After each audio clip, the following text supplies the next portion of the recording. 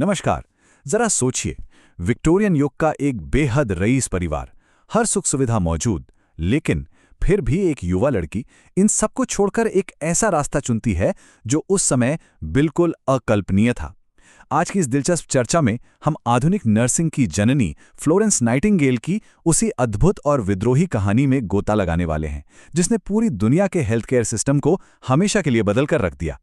शुरुआत करते हैं फ्लोरेंस के ही एक बहुत ही दमदार विचार से। उनका मानना था कि भावनाएं सिर्फ शब्दों में बर्बाद हो जाती हैं, उन्हें ऐसे ठोस कदमों में बदला जाना चाहिए जो असल में नतीजे ला सकें।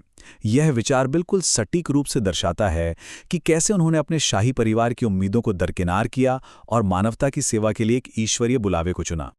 आज के इस सफर में हम कुछ बेहद अहम पड़ावों से गुजरेंगे, उनकी शुरुआती बगावत से लेकर क्रीमिया युद्ध के उस भयानक दौर तक, लेडी विद द लैंप के मशहूर किस्से, आंकड़ों की मदद से बचाई गई जानें, मीलों दूर लंदन से भारत में किए गए उनके सुधार और अंत में उनकी उस महान विरासत तक जो आज भी हमारे साथ है।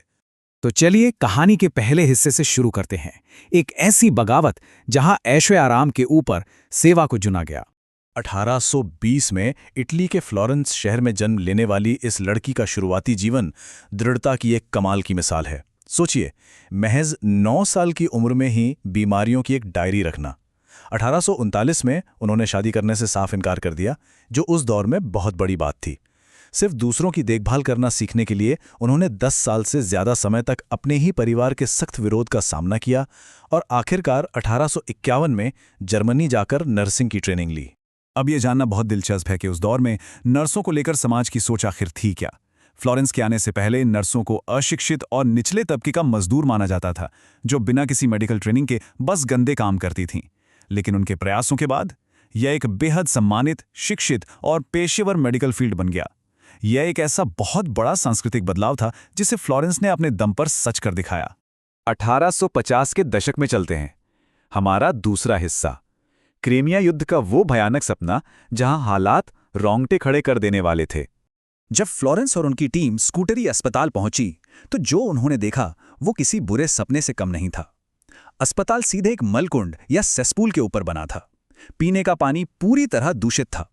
कमरों में घुप अंधेरा था और ताज़ी हवा का कोई नामो निशान नहीं। खचाखच भरे बिस्तरों पर चूहे और कीड़े रेंग रहे थे और सिपाही अपनी ही गंदगी में पड़े रहने को मजबूर थे। कॉलेरा और टाइफाइड जैसी बीमारियां बेकाबू हो चुकी थी। साफ था कि सिपाही दुश्मन की गोलियों से कम और इस अस्पताल की खौफनाक गंदगी से ज्यादा मर रहे थे। यहीं से हमारे तीसरे भाग की शुरुआत होती है।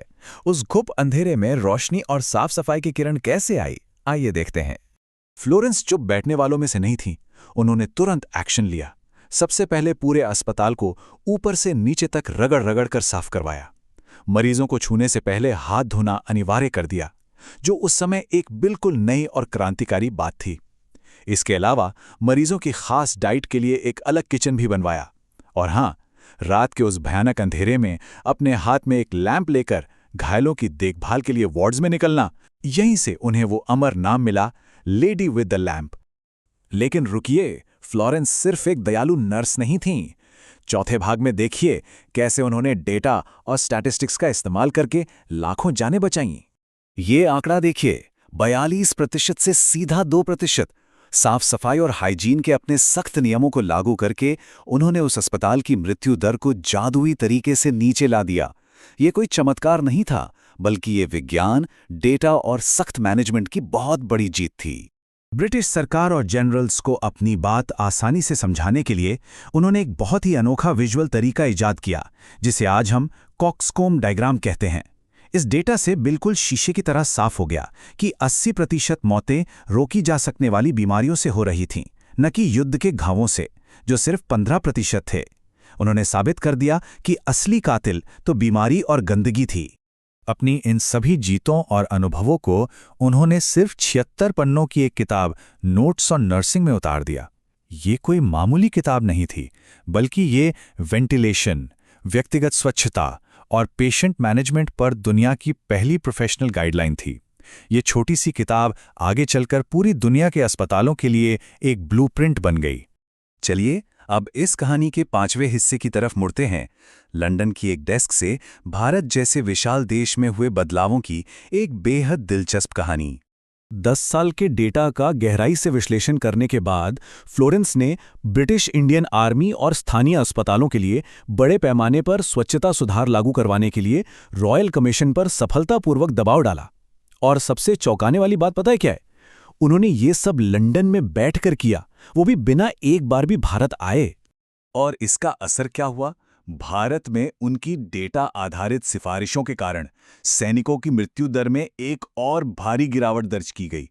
जो दर पहले प्रति 1000 पर 70 थी, वो गिरकर सिर्फ 18 रह गई। ये है सही डेटा और दूरदृष्टि की असली ताकत। उनका ये प्रभाव केवल इंग्लैंड या भारत तक सीमित नहीं रहा। 1860 में लंदन में Saint Thomas hospital training school की स्थापना, अमेरिका की पहली प्रशिक्षित नर्स को मेंटोर करना और ऑस्ट्रेलिया से लेकर फ्रांस तक सैनिटरी अस्पतालों के निर्माण की प्रेरणा बनना, उन्होंने हजारों महिलाओं को इस पेशे से जोड़ा और उन्हें एक नई पहचान दी। ये पूरी दुनिया में हेल्थ केयर और महिला सशक्तिकरण की एक बहुत बड़ी लहर थी। अब हम अपने इस चर्चा के आखिरी पड़ाव पर हैं, 12 मई की वो महान विरासत। उनके जीवन के ये माइलस्टोन्स साबित करते हैं कि उनकी विरासत सिर्फ दया के बारे में नहीं थी, बल्कि कड़े विज्ञान, सटीक डेटा और उस दौर में जेंडर बैरियर्स को तोड़ने के बारे में भी थी। 1859 में रॉयल स्टैटिस्टिकल सोसाइटी की पहली महिला सदस्य बनना कोई छोटी बात नहीं थी। इसीलिए आज भी हम उनके जन्मदिन 12 मई को इंटरनेशनल नर्सेज डे के रूप में पूरे सम्मान के साथ मनाते हैं। अंत में ये एक सोचने वाली बात है।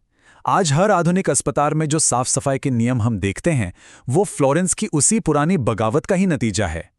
आज जब हम फ्रंट लाइन पर दिन रात काम करने वाले मेडिकल प्रोफेशनल्स को देखते हैं, तो ऐसा लगता है जैसे फ्लोरेंस का वो लैंप आज भी जल रहा है। क्या हमें ऐसा नहीं लगता कि उनका वो विद्रोही जज्बा आज भी लाखों जानें बचा रहा है? इसी अहम सवाल के साथ आज की इस चर्चा को यहीं समाप्त करते हैं।